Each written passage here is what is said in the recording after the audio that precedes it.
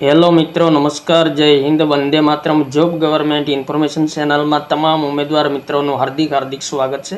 મિત્રો, આજના વિડીયોમાં દિવ્યાંગ ઉમેદવારો માટેની ખાસ ભરતી ઝુંબેશ અંતર્ગત સરકારી તેમજ બિનસરકારી અનુદાનિત માધ્યમિક શાળાઓમાં શિક્ષણ સહાયકની જે ભરતી ચાલી રહી છે તેમના વિશે મહત્વપૂર્ણ માહિતી જોઈશું. તો વિડીયોમાં મિત્રો બન્યા રહેજો. દિવ્યાંગ ઉમેદવારો માટે ખાસ વિડીયો ઉપયોગી સાબિત થશે. તમામ વિષયો મુજબ કેટલી જગ્યાઓ છે, કેટલા ઉમેદવારો મળ્યા છે, તમામ વિગતો જોઈશું. તો વિડીયોમાં મિત્રો છેક સુધી બન્યા રહેજો.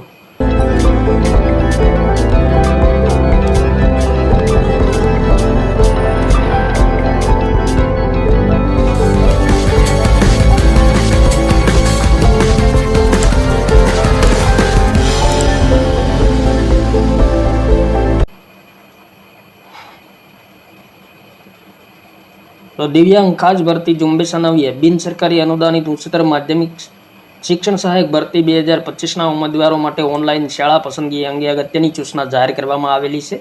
તો તારીખ 27/5/2024ના રોજ માધ્યમવાર, વિષયવાર, દિવ્યાંગતા કેટેગરીવાર અને પ્રોવિઝનલ મેરિટ લિસ્ટ 2 PML2 મુજબ શાળા પસંદગી માટે સૂચનાઓ વેબસાઇટ પર મૂકવામાં આવેલ છે. તેમજ આ અંગેની જાણ સંબંધિત ઉમેદવારોનો SMS-થી પણ કરેલી છે. દિવ્યાંગ ખાસ ભરતી ઝુંબેશ અન્વયે બિનસરકારી અનુદાનિત ઉચ્ચતર માધ્યમિક શિક્ષણ સહાયક ભરતી 2025 અન્વયે પ્રોવિઝનલ મેરિટ લિસ્ટ 2માં સમાવિષ્ટ થયેલ ઉમેદવારો પોતાની ઈચ્છા અનુસાર પોતાના માધ્યમ વિષય અને દિવ્યાંગતાની કેટેગરી મુજબની ઉપલબ્ધ ખાલી જગ્યાઓ પૈકી અગ્રતાક્રમ અનુસાર શાળાઓની અમર્યાદિત સંખ્યામાં તારીખ 27/5/2024થી 30/5/2024 રાત્રે 11:59 કલાક સુધી શાળા પસંદગી આપી શકશે. તો ખાસ મિત્રો, ગણતરીના દિવસો જ બાકી રહ્યા છે. 30/5/2024 રાત્રિના 11:59 કલાક સુધી શાળા પસંદગી આપવાની રહેશે. સમય મર્યાદામાં ઓનલાઈન શાળા પસંદગી ન આપનાર ઉમેદવારો કોઈ શાળા પસંદગી આપવા ઈચ્છતા નથી તેમ માની તેઓને આ દિવ્યાંગ ખાસ ભરતી ઝુંબેશ અન્વયે બિનસરકારી અનુદાનિત ઉચ્ચતર માધ્યમિક શિક્ષણ સહાયક ભરતી પ્રક્રિયામાંથી બાકાત કરવામાં આવશે. મર્યાદિત શાળા પસંદગીના કારણે જો કોઈ ઉમેદવારને શાળા ફાળવણી થશે નહીં અને આવા ઉમેદવાર કરતાં ઓછા મેરિટ ધરાવતા ઉમેદવારોને શાળા ફાળવણી થશે તો તેવા ઉમેદવારોને ફરીથી તક આપવામાં આવશે નહીં, જેની ખાસ નોંધ લેવી. શાળાવાર ખાલી જગ્યાઓની યાદીમાં છેલ્લા કોલમમાં ફોર ફિમેલ્સ ઓનલી દર્શાવેલ શાળાઓમાં મંડળની વિનંતી તેમજ તેઓના જિલ્લા શિક્ષણ અધિકારી શ્રીની ભલામણથી માત્ર મહિલા ઉમેદવારોની જ નિમણૂક કરવાની થતી હોય આ શાળાઓમાં ફક્ત મહિલા ઉમેદવારો જ ફાળવણી કરવામાં આવશે, જેથી પુરુષ ઉમેદવારોએ આ શાળા માટે પસંદગી આપી શકશે નહીં. પોર્ટલ પર શાળા પસંદગી માટે ખાલી જગ્યાઓની યાદીમાં શાળા મંડળની માંગણી મુજબ ભૂગોળ વિષયની ખાલી જગ્યાઓ દર્શાવેલ છે, પરંતુ રાજ્ય પરીક્ષા બોર્ડના તારીખ 20/11/2024ના પત્ર અન્વયે ભૂગોળ વિષયના શિક્ષણ સહાયકની ભરતી ઝુંબેશ અનુસંધાને કાર્યવાહી કરવાની રહેતી નથી. તો ખાસ ધ્યાનમાં લેવું. ઓનલાઈન શાળા પસંદગી આપવા માટેની અગત્યની સૂચનાઓ આપેલ છે. તો વેબસાઇટ પર જઈને PWD higher secondary grant in add વિકલ્પ પર ક્લિક કરવાનું રહેશે અને apply four higher secondary grant in add પર ક્લિક કરતાં ખુલેલ ચેક બોક્સમાં પોતાનો ટાટ નંબર, જન્મ તારીખ, પાસવર્ડ અને કેપ્ચા કોડ એન્ટર કરી લોગિન કરવાનું રહેશે. ત્યારબાદ મિત્રો આપેલ સૂચના મુજબ સ્કૂલ સિલેક્શન મેનુ પર ક્લિક કરતાં નીચે મુજબની માહિતી ભરવાની રહેશે. હાલ આપ નિયમિત ભરતીથી શિક્ષક તરીકે ફરજ બજાવો છો તો વિગતો દર્શાવવાની રહેશે. જો હા તો પ્રાઇમરી, સેકન્ડરી, હાયર સેકન્ડરી પૈકી વિકલ્પ પસંદ કરવાનો રહેશે. ગવર્મેન્ટ ગ્રાન્ટ ઇન એડ વિકલ્પ પસંદ કરવાનો રહેશે. સ્કૂલ ડાયસ કોડ દર્શાવવાનો રહેશે. અને દિવ્યાંગ ખાસ ભરતી ઝુંબેશ અન્વયે બિન સરકારી અનુદાનિત ઉચ્ચતર માધ્યમિક શિક્ષણ સહાયક ભરતી 2025 સિવાય અન્ય કયા વિભાગ માટે અરજી કરેલ છે તે પણ દર્શાવવાનો રહેશે. તો જે ઉમેદવારોએ અન્ય વિભાગમાં અરજી કરેલ હોય તો તેમની વિગતો પણ અહીં દર્શાવવાની રહેશે. તો ખાસ ધ્યાનમાં લેવાનું રહેશે.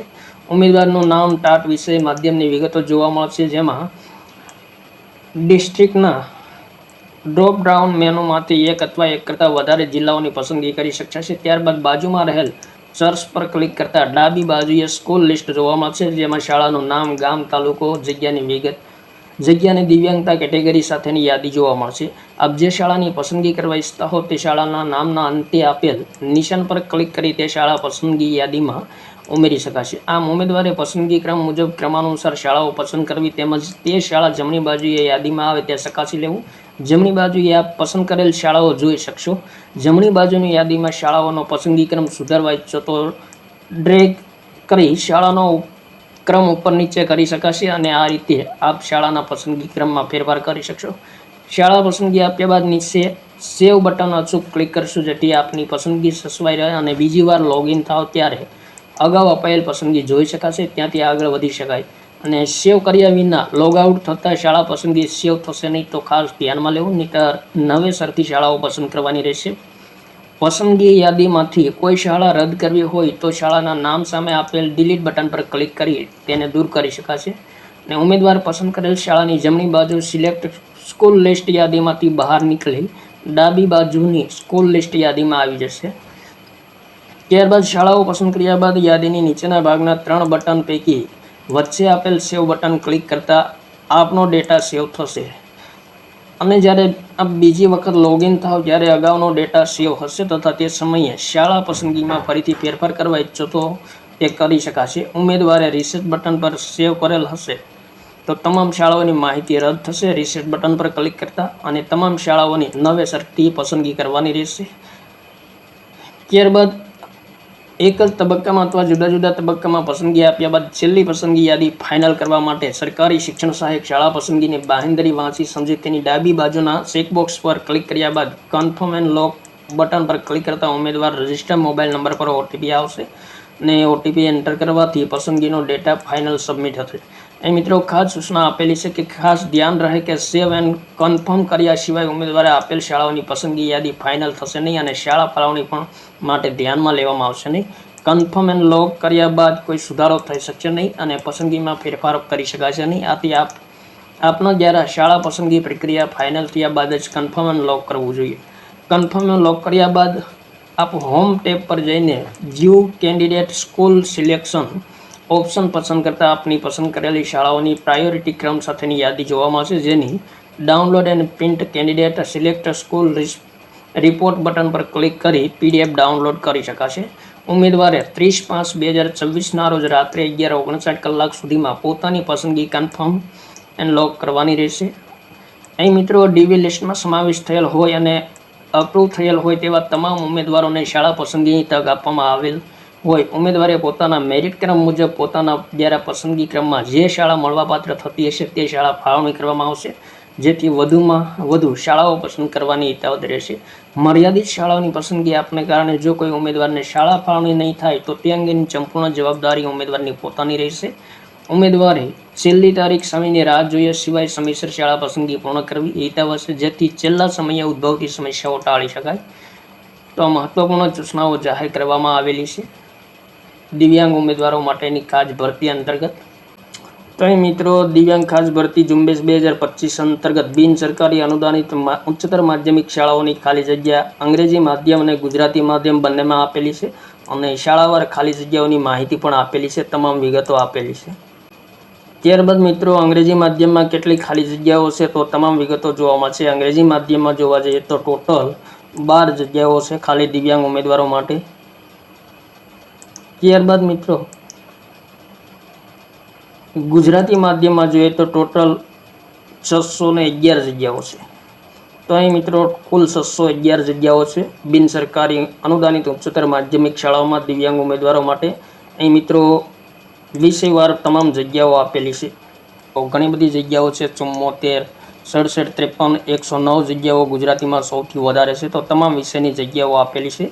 અહીં મિત્રો દિવ્યાંગ ઉમેદવારોના એ કેટેગરી માટે 158 જગ્યા છે, બી કેટેગરી માટે 162 જગ્યા છે, સી કેટેગરી માટે 127 જગ્યા છે, ડી કેટેગરી માટે 166.